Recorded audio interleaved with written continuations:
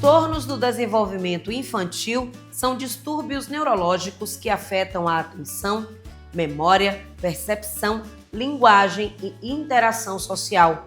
Os mais conhecidos e mais comuns são TDAH, transtorno de déficit de atenção e hiperatividade, TEA, que é o transtorno do espectro autista, e distúrbios de aprendizagem como a dislexia.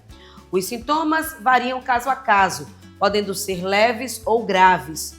Pouco se sabe afirmar sobre a origem desses transtornos do desenvolvimento infantil, mas ele pode se localizar no período gestacional ou na infância. Justamente para entendermos um pouco mais sobre esse assunto, é que eu vim até um centro especializado no tratamento de crianças com dificuldades de desenvolvimento conversar com especialistas no assunto. Pois é, e hoje eu vim aqui até uma clínica especializada com uma equipe multidisciplinar conversar e entender um pouco mais sobre esse universo tão vasto e tão importante. Eu estou aqui com Lara Araújo, ela é fonoaudióloga, e eu queria, Lara, primeiramente te dar as boas-vindas aqui para o nosso Fala Obrigada, Doutor. Cris. E já começar por um ponto que muita gente se questiona, né? Porque até bem pouco tempo a gente não ouvia falar tanto em pessoas, de um modo geral, com transtornos, né, do desenvolvimento, com TDAH, e parece que hoje virou uma moda. Isso aqui usando termos até mesmo que algumas pessoas utilizam nas suas conversas informais. Realmente é uma questão de modinha, de modismo, ou a ciência tem avançado, possibilitando mais diagnósticos? Muito se fala sobre essa moda dos diagnósticos e da frequência que eles estão ganhando agora, né? Mas o que acontece é que a ciência vai avançando e com isso a gente vai ganhando mais potências para fazer rastreios e avaliações em pessoas.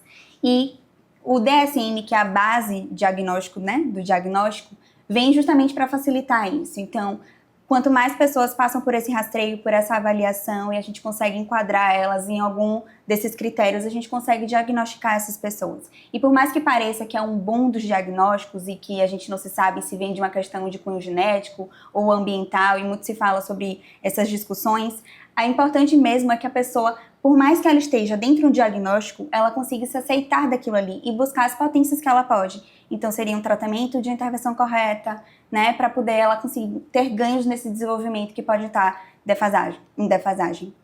Perfeito. A gente fala sobre as pessoas de um modo geral, mas eu queria que você especificasse em relação às crianças, né? A gente sabe que é possível um diagnóstico precoce, muitas vezes até mesmo na gestação, né? Então eu queria que você falasse como é que se dá, primeiro, os exames na mãe, na gestante, para que seja possível esse diagnóstico precoce, ou ainda nos primeiros meses, nos primeiros dias de vida. Como é que se dá essa identificação de um transtorno de desenvolvimento? Certo. Quando a gente fala sobre desenvolvimento infantil, sobre a intervenção precoce, a gente fala de uma mãe que vai estar assistida frequentemente por um pediatra, ou um neuropediatra, ou um psiquiatra, que são os profissionais responsáveis por diagnosticar, né, e fazer a capacitação dessa mãe em sentido de orientá-la do que ela deve buscar. Então, as crianças, elas apresentam os marcos do desenvolvimento. É um mito que cada criança tem seu tempo. Existem os marcos que estabelecem o que a criança precisa demonstrar em cada fase do desenvolvimento. Então, se é do 0 aos 3, do 0 aos 4, a criança começa a se comunicar através do choro e a mãe começa a identificar, tipo, esse chorinho é de fome, esse chorinho é de fralda suja, ou esse chorinho é de cólica, tem algum chorinho ali. E aí, vindo dos 4 ao 6º mês, a criança começa a trazer algumas pequenas vocalizações, é quando a gente começa a atribuir significado, então vem um papá, um mamá, e a partir do 6º mês esse repertório vai ampliando e a gente vai dando função mesmo, aquelas palavrinhas que vão surgindo.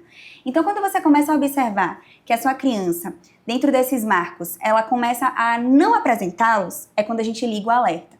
Então, o que é que acontece depois dos 6 meses? A gente começa a chamar a criança, ela começa a buscar, ou então a gente começa a dizer, olha, o papai chegou, a mamãe chegou, e ela busca no ambiente, ou então, Lara, e ela olha. Então, é esses marcos que a gente vai estabelecendo para a criança, né, pensando em desenvolvimento infantil, e quando ela começa a falhar naquilo ali, a gente liga esse alerta do ela não apresentou isso aqui, então a gente começa a buscar profissionais que estejam capacitados para fazer essa avaliação.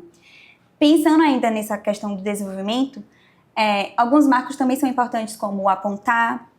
Então, a criança começa a dar as vocalizações, ela começa a apontar, ela começa a ter mais interação com os pares, com o agente também. Então, tudo isso vão sendo marcos que é bom que as famílias fiquem atentas para o que a criança vai apresentando mesmo. Olá, eu sou Manuela, psicóloga, analista do comportamento, especialista em autismo, sou sócia-diretora do Espaço Lúdico Terapêutico e trabalho com transtorno do neurodesenvolvimento. Quando a gente pensa no indivíduo com autismo, a gente não pode perder de vista que a gente está falando de um ser biopsicossocial. E nesse sentido, quando a gente pensa num atendimento interdisciplinar, é mais do que necessário que os profissionais pensem nesse indivíduo de forma integrada. Então não adianta, por exemplo, a gente trabalhar só o motor desse indivíduo e não trabalhar as suas questões socioemocionais. Por isso que a gente precisa sempre integrar os atendimentos para que esse indivíduo possa ter um pleno desenvolvimento. Os principais desafios enfrentados pelas famílias, inicialmente, são a não informação, a desinformação sobre o autismo e também a falta de acesso aos tratamentos de forma geral. Nesse sentido, a equipe multidisciplinar e interdisciplinar podem colaborar muito nessa desmistificação do que é o autismo, na ideia de processo de tratamento, na explicação para a família dessa nova realidade e pode sim ser uma parceira para que essa família se sinta mais segura nesse processo. Hoje em dia, a principal dificuldade que a gente tem na ideia dos mitos com relação ao tratamento do autismo é muitas vezes os pais pensarem, terem a falsa ideia de que esse tratamento vai ser um tratamento rígido, que vai pressionar a criança, que vai tirar de fato toda a infância pensando somente em tratar o indivíduo. Mas, na verdade, hoje em dia, a gente já sabe, né, que a aba é a ciência mais eficaz e que traz mais comprovações de evolução do indivíduo. E, além disso, é uma ciência que é feita no ambiente natural da criança. Então, a gente sempre vai priorizar a ludicidade no tratamento e o bem-estar do indivíduo. A minha dica para as famílias que nesse momento estão descobrindo o diagnóstico é que não tenham medo de desbravar esse mundo, porque é um mundo acessível e é um mundo que quanto mais cedo a gente conhece e acessa, mais oportunidade a gente dá à criança de desenvolvimento. Olá, bom dia. Eu sou o Danilo Santônio, coordenador do setor de psicologia aqui da Mundo dos Anjos. Vim falar um pouquinho sobre o trabalho da psicologia. A nossa base é desenvolver as crianças para a vida.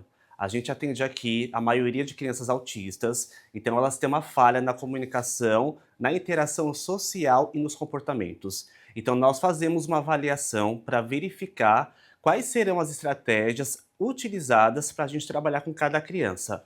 É válido reforçar que o trabalho é feito de forma individual. A gente prioriza também os objetivos de grupos de habilidades sociais. As crianças às vezes não têm uma interação social, então quando a gente coloca elas em grupos de habilidades sociais, elas desenvolvem a interação com pares.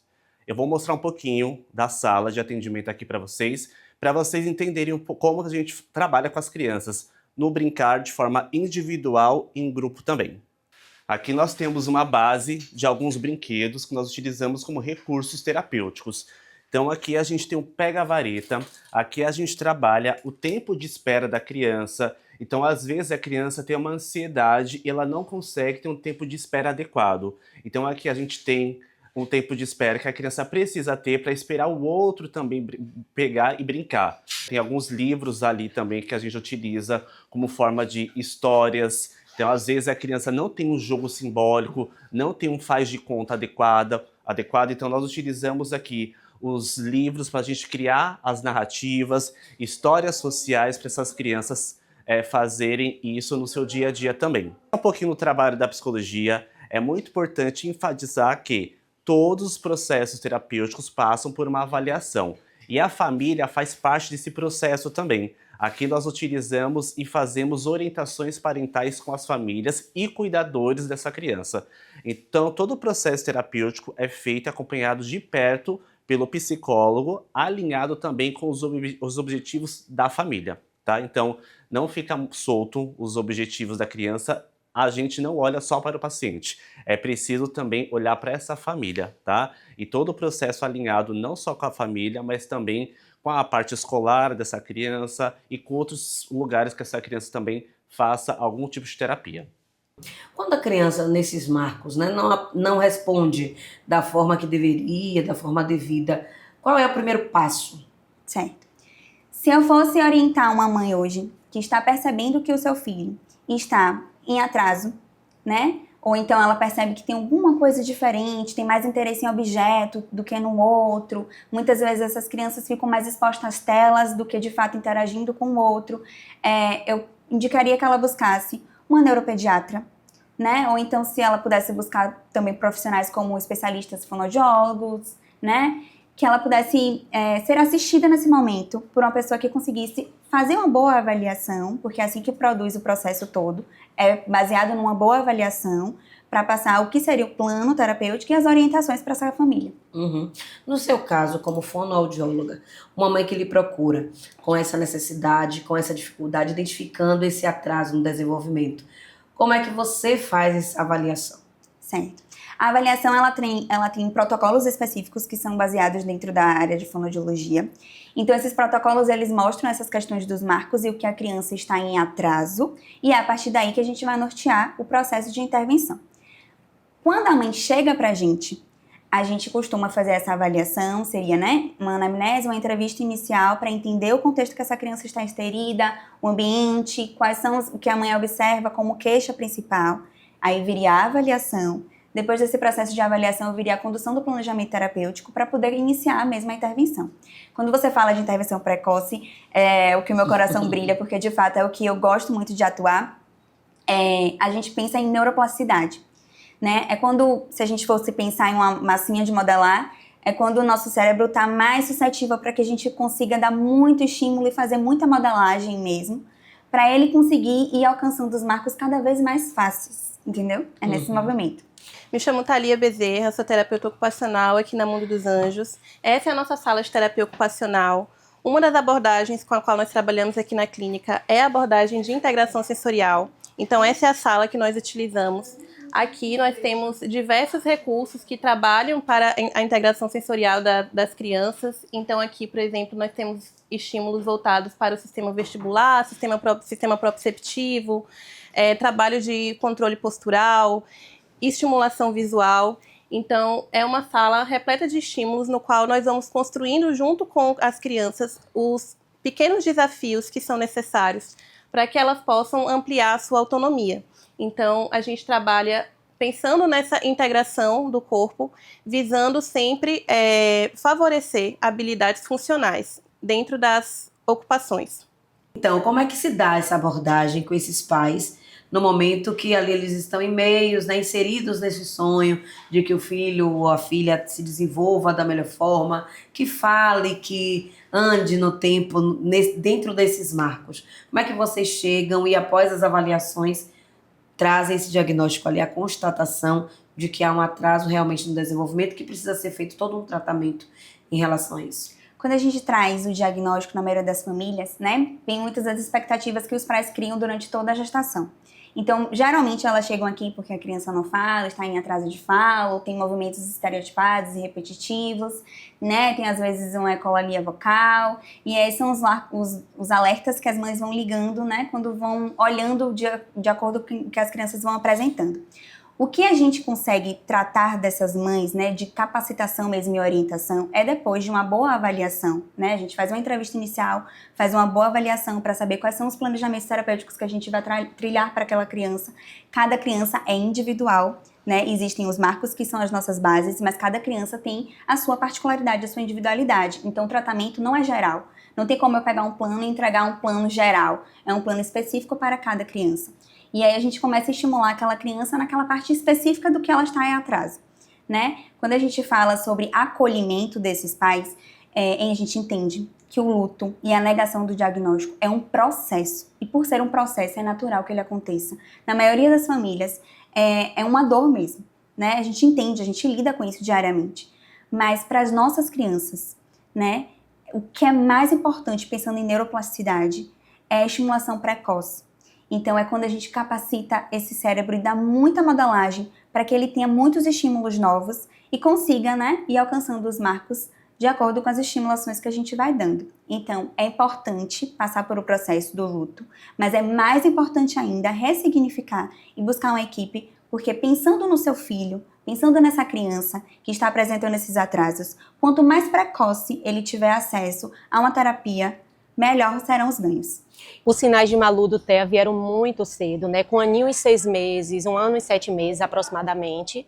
Malu tinha uma seletividade alimentar muito absurda mesmo, assim, muito intensa, por conta do processo sensorial, né? Tinha dificuldade para tomar banho, né? O corpinho incomodava muito com a água. E ela parou de comer absolutamente tudo, aquela criança que comia tudo, parou.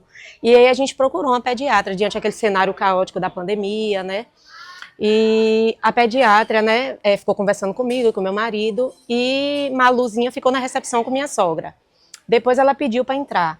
E aí a médica pediu, deixa ela entrar, e aí a médica falou, né, mãe, ela tem um choro assim bem diferente. Aí eu falei, é um choro de uma criança que está presa em um apartamento numa pandemia, né? Ela disse não, aí meu marido aproveitou e falou, né, ela tem um comportamento assim que vai para frente, para trás, faz assim com as mãozinhas.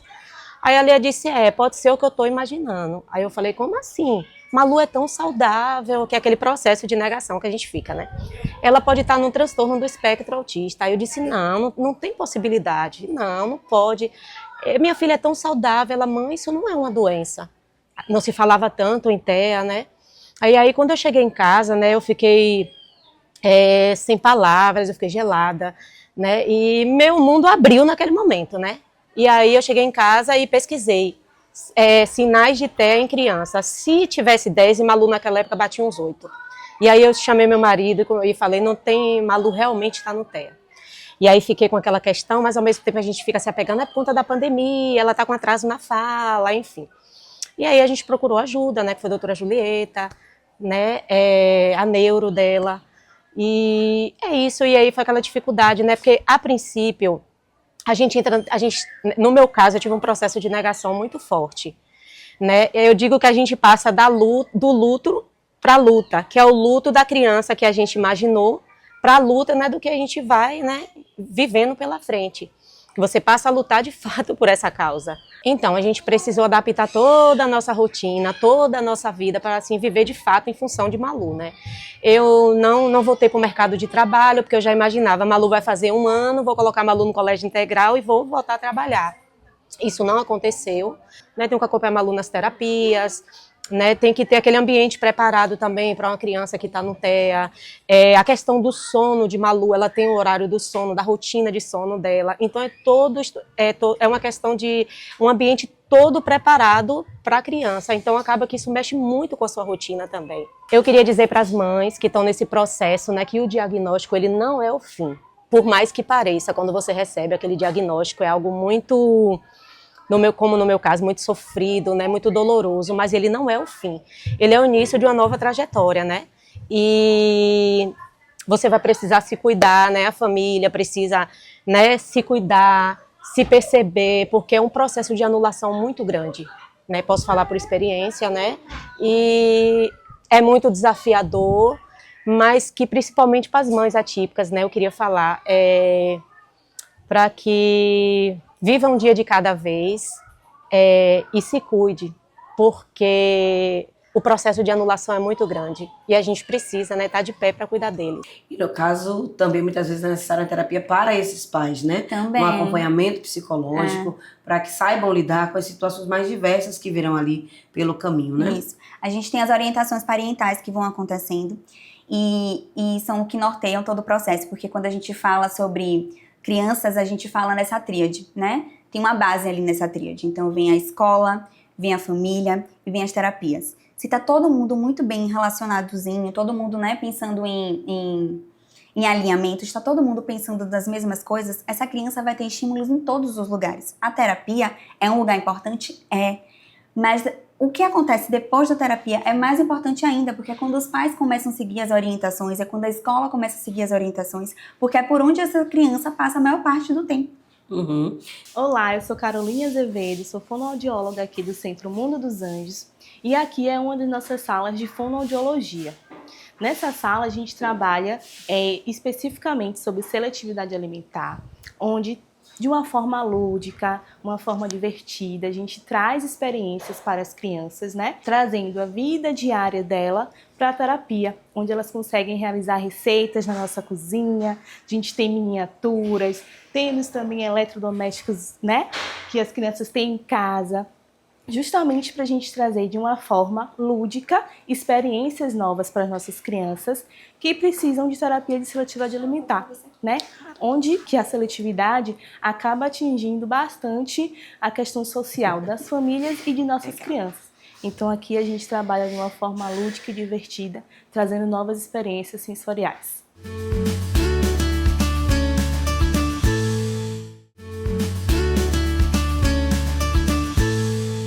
Agora, a gente sabe também que, de um modo geral, e não é incomum encontrarmos relatos desse tipo, que as mães se veem sozinhas após esse diagnóstico, porque muitos pais simplesmente, olha, abandonam o barco, não era isso que eu esperava, eu queria um filho normal. Como é isso? Como isso interfere na vida, principalmente dessa criança? Porque da mãe a gente já imagina, né? Todo o peso ali, que infelizmente, por serem demandas difíceis, muitas vezes na rede pública não há esse suporte como deveria, tem a dificuldade de transporte, enfim, são inúmeros casos, mas como isso pesa para a criança, como isso pode impactar o tratamento dela?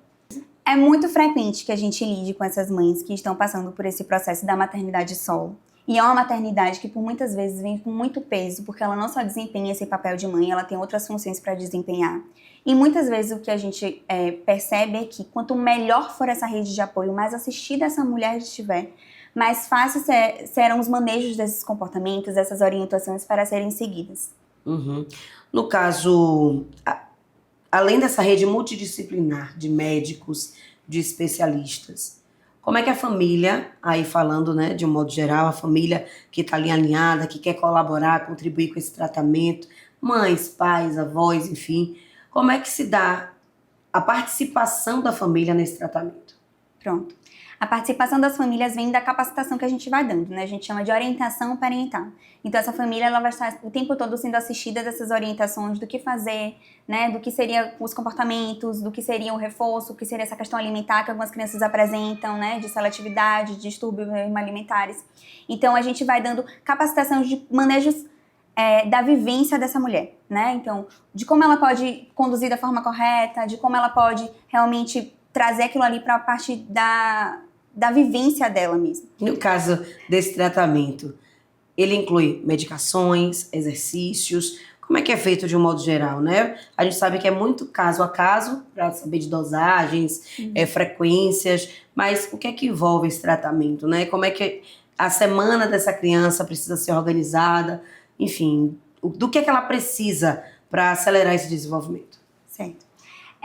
Quando a gente fala sobre medicação, a gente fala sobre os médicos, né? São eles geralmente que trilham essa parte da medicação e de direcionar para cada criança, né? O que a gente faz enquanto equipe é trabalhar numa equipe multidisciplinar, porque cada pessoa vai ter uma área que vai abordar com essa criança, né? E a gente vai estar sempre muito bem alinhadinho e vai passando as orientações. Então, seria uma rotina visual para trazer uma previsibilidade, diminuir as questões dos comportamentos. Então, a gente mostra para aquela criança o que ela vai fazer naquele dia, né? Quem são as pessoas que ela vai encontrar, para onde ela vai, que horas vai acontecer, quando voltar, o que vai acontecer. Essa questão da previsibilidade traz uma questão de organização para as nossas crianças. Faz muito bem em algumas crianças, né? Elas costumam se ficar mais organizadas mesmo ao longo do dia, sabendo o que vai acontecer. Então, hoje a gente vai para casa da vovó, fugiu dessa rotina, né? É um final de semana, geralmente final de semana as rotinas ficam mais flexíveis. Então, trazer essa previsibilidade para a criança traz para ela também uma organização prévia do que ela vai enfrentar, né? Quais são os próximos passos do que ela vai viver. Uhum. No caso, tem muita diversidade cultural, muita gente procura, de fato, né, o melhor tratamento para os seus filhos, mas outros preferem que a criança seja cuidada ali no seio do lar, somente com amor, com carinho e o apoio dessa família. E Isso pode ser funcional, de fato, ser criado somente no seio familiar pode trazer resultados eficazes ou não, somente com o apoio profissional. Isso porque eu pergunto, porque essa negativa em relação ao tratamento muitas vezes pode vir a partir de crenças religiosas, por exemplo, né? Pessoas ligadas a determinados segmentos podem não querer que o filho, podem acreditar que a graça divina vai curar aquela criança, enfim. Existem uma série de questões. Então, isso é funcional, querer cuidar somente em casa, ali no seio familiar, ou não? De fato, é necessária essa rede multidisciplinar. Certo. A gente entra num cunho muito pessoal, mas que a gente tem, por trás de todas essas questões de crenças, uma base que também é científica, né? Então, o que a gente vê, de acordo com a minha experiência, né, com as famílias? Que apesar das famílias passarem por esse processo de diagnóstico, de luto, de negativa, de querer conduzir, às vezes, dentro do ambiente domiciliar e achar que só aquele seio familiar que vai ter o melhor manejo com a sua criança, a nossa criança, ela precisa estar em todos os espaços. E como é que a gente consegue capacitar essa criança para que ela esteja em todos os espaços? Munindo essa família de orientação. Então, por base daquilo ali, ela precisa estar assistida por uma equipe, um profissional que esteja ali fazendo essas orientações, dando os estímulos corretos, porque por trás de todo profissional existe muito estudo, muita evidência científica, existem muitas especializações que a gente vai fazendo justamente para melhor atender essas crianças. Então, o que eu aconselho para os pais é realmente buscar uma equipe, né, que ele confie, que ele acredite que vai fazer o melhor para o filho dele, e fazer todo esse processo acompanhado. São os que mais apresentam resultados. Olá, sou Beatriz, mãe de Miguel, atualmente diagnosticado com TEA nível 1 de suporte. Bom, o início para todo diagnóstico, qualquer diagnóstico, é muito complicado, é muito difícil. Principalmente quando você enfrenta desafios que é a falta de suporte, a falta de apoio. Um diz que você está maluca, outro diz que procure uma ajuda. É muito difícil. Eu acho que os maiores desafios neste momento da descoberta é realmente o apoio que falta, porque há muita controvérsia, né? Há muita discussão em torno daquilo. Ah, minha criança fazia isso, a minha criança não fazia. E aí a gente acaba que seguindo instintivamente mesmo. Bom, foi tranquilo, porque eu de cara percebi no meu filho que ele apresentava questões que não eram comum, mas nós buscamos ajuda logo com 1 ano e 4 meses. E o diagnóstico de Miguel há 1 ano e 4 meses foi de TDAH e transtorno do processamento sensorial. Agora, nós tivemos um novo relatório médico e ele está no TEA nível 1 de suporte. As mudanças na rotina da família são ajustadas, né, dependendo da quantidade de terapias e de suporte que a criança precise. O meu filho, ele precisa de quase a semana inteira, são fisioterapia, fono, TO, grupinhos terapêuticos, e a gente vai ajustando juntamente com a clínica, né? Essa parceria entre família e clínica é irrefutável, não tem como deixar passar. A família tem que estar sempre ouvindo o que é que a clínica diz para que a criança desenvolva, porque não adianta fazer um trabalho na clínica e em casa a gente agir de outra forma. Com o Miguel não foi diferente. Até o não que você diz, a forma que você chama atenção, a forma de se comunicar com a criança, muda tudo. Então essa parceria entre clínica e família realmente é imprescindível. E para as novas mães que estão aí entrando neste novo mundo, né, do TEA, tenham calma, tudo se resolve, tudo se ajeita. É difícil, principalmente quando você não tem um apoio de pessoas dizendo vai, procura, resolve. Siga seu instinto como mãe, siga as terapias à risca e você verá o desenvolvimento do seu filho. Desejo boa sorte, desejo muito amor e muita paciência nesse caminho que não é fácil, mas vamos conseguir chegar lá. Eu sou Adriana Ventim, sou profissional de educação física e psicomotricista. Atuo com terapia aquática e com a psicomotricidade.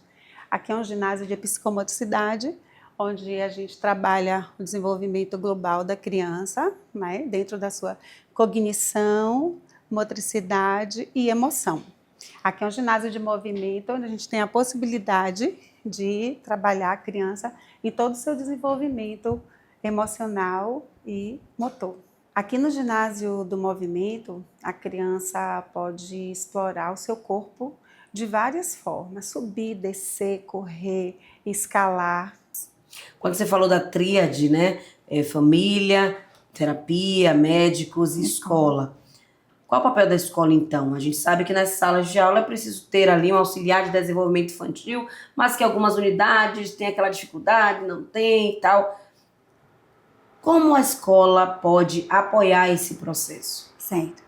Quando a gente fala de um público neurodivergente, né, que está dentro de um ambiente escolar, o que é um hábito muito frequente de acontecer é que a gente faça alinhamento o tempo inteiro com essa escola. A gente entende que essa escola tem uma gama de crianças, né?